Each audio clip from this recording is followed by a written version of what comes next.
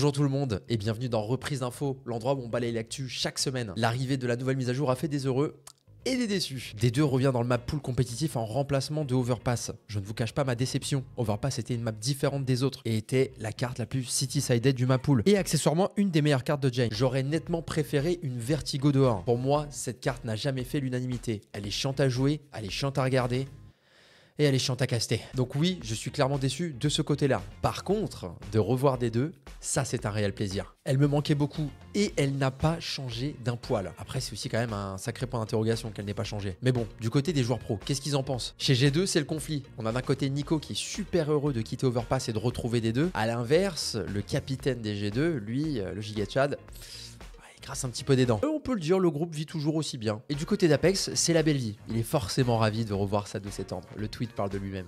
Un petit micro-détail qui a changé, c'est sur Inferno. Certains tours ont disparu, et notamment celui du middle et de l'entrée banane. À mon sens, le premier est beaucoup plus important. Il va sûrement aider les terreaux à prendre le mid plus rapidement et on se rapproche complètement de ce qu'on avait sur CSGO. Alors attention, ça ne change pas drastiquement la carte, mais je pense que ça va la dynamiser un petit peu plus, et notamment sur les prises du thé. Autre actu, Smouya a failli se faire kick de la Pro League par son équipe Forze. Équipe qu'il avait rejoint à la dernière minute pour aider le trio de Forze à pouvoir jouer notamment cette Pro League. Le Britannique a failli faire ses valises à cause d'un tweet qu'il avait fait, notamment après sa défaite face à Monté, où il disait dedans « Slava Ukraini », qui veut littéralement dire « gloire à l'Ukraine ». Je rappelle que Forze est une équipe russe, avec des joueurs russes et des sponsors russes. Smouya, en prenant la décision de jouer avec Forze, savait où il mettait les pieds et fatalement, cette phrase n'est pas du tout passée. En moins de 24 heures, Smouya est passé du joueur qui allait se faire kick au joueur finalement réhabilité à jouer dans la Pro League. Des excuses ont été faites dans son tweet et le CM de Monté s'est emparé de la situation et n'a pas hésité une seule seconde à faire une petite vanne. Je ne vais pas m'étaler sur le sujet du conflit car ce n'est pas l'objectif de cette vidéo, mais en tout cas, on voit encore l'impact de la guerre actuellement sur Counter-Strike. Autre info, et on va se diriger du côté de Simple. Nous avons des news de l'ancien gagnant de Major de Copenhague et cela fait du bien. Dans une interview avec HLTV, le géant ukrainien révèle que ce break était nécessaire pour lui et qu'il avait des choses à régler en dehors du jeu. Il parle aussi de son projet pour aider la CNCIS à se développer, notamment en partageant son savoir et son expérience personnelle, en approfondissant le jeu et ne pas se limiter aux simples mécaniques que tu peux apprendre en allant sur YouTube, mais de rentrer beaucoup plus en profondeur dans la compréhension du jeu. Puis forcément, HLTV lui demande par rapport à son avenir, parce que c'est exactement ça le but de ces interviews, par rapport à un retour potentiel, mais le tout reste un joli secret bien gardé. Simple nous dit que tout dépendra des propositions des équipes, déjà d'un point de vue financier par rapport au buyout, parce qu'il faut de l'argent pour acheter Simple à Navi, et aussi d'un point de vue projet. Simple ne veut pas rentrer dans une équipe comme ça, il veut un système bien mis en place, notamment comme Navi avait pu avoir par le passé. Et ça, c'est la petite info croustillante, il serait prêt à lâcher le sniper si un bon joueur se présentait. Mais il rappelle très bien que tout dépendrait du projet. Pour terminer, il a forcément parlé du cheat sur CS. Like, what is this? No one can play Premier because there is a lot of cheaters and nothing is fixed yet. Ah mon doux Simple, si déjà toi il t'écoute pas, mais alors nous?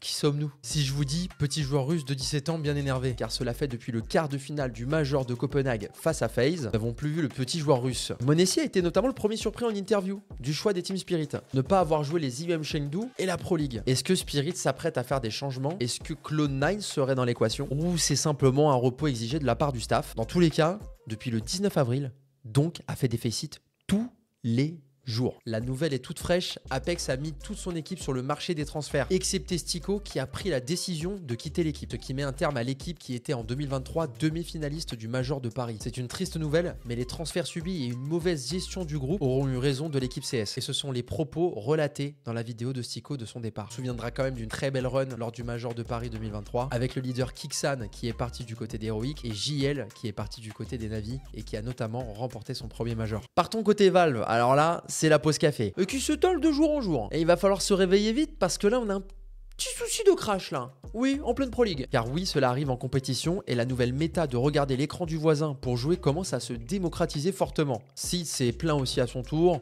Dupré également, ça commence à faire beaucoup. Est-ce qu'on ferait pas une petite mise à jour supplémentaire là? Quelques petits ajustements. Et enfin, Valve serait sur le point de vous faire sourire, oui, mais pour la bonne cause cette fois-ci. Des vagues de bans sont en cours au moment où je vous parle. Et le retour de l'Overwatch pourrait grandement aider à purifier notre si beau jeu. Concernant les bans, le compte Twitter Gabe Follower a notamment parlé du fait que des vagues de bans se sont faits en plein match, sans possibilité de savoir par quoi exactement ils ont été bans, mais que ça venait apparemment du serveur lui-même. Et il est possible qu'un nouveau programme Made in Valve fasse son apparition. Et si tu veux savoir la meilleure, c'est que les cheaters ils sont actuellement en train de se plaindre que leur main account ou leurs seconds accounts sont en train de se faire ban.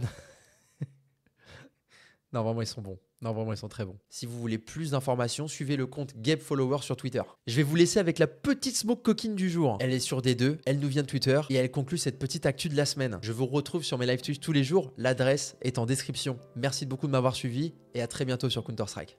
Pour la smoke, c'est très simple. Tu viens te coller à la porte, tu prends ce repère, double-clic enfoncé, tu t'accroupis et tu lâches. N'hésite pas à partager et à me dire ce que tu as pensé de la vidéo en commentaire.